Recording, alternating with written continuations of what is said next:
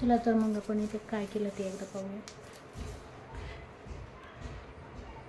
कमरेच्या साईडने मी इथे 3.5 वरती मार्किंग केलं. त्यानंतर उभा टक्स आपण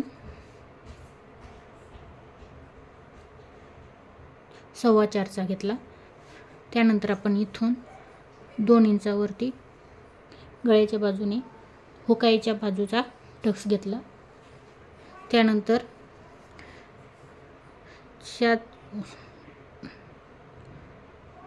मोठ्या टक्सवरून आपण इकडे 2 इंचावरती मार्किंग करून घेतलं.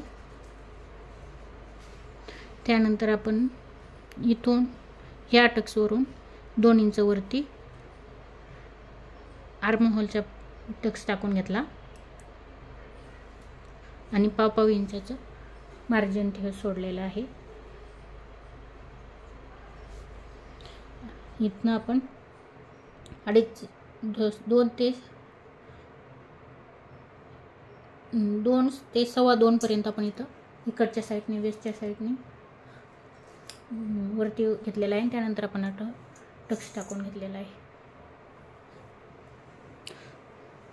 तर आता आपण याचं कटिंग बघूया. आणि हे जे आपण इथं टक्स घेतलेला आहे तो आपण इथे वाढवलेला आहे 2 इंच.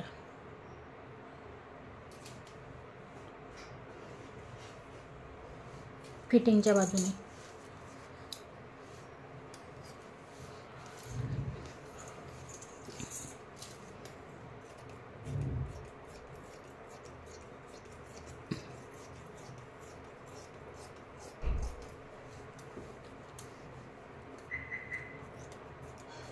हा विदाउट बेल्ट 4 टक्स आहे. त्यानंतर आपण इथे 1 इंच वाढवून घेतलेला आहे.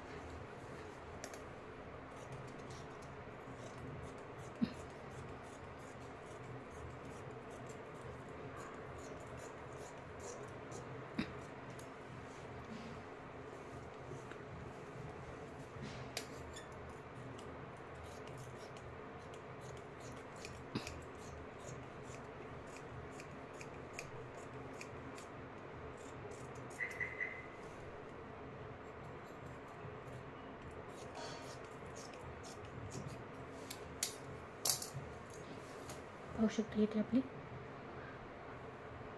4 टक्स ब्लाउजची कटिंग झालेली आहे.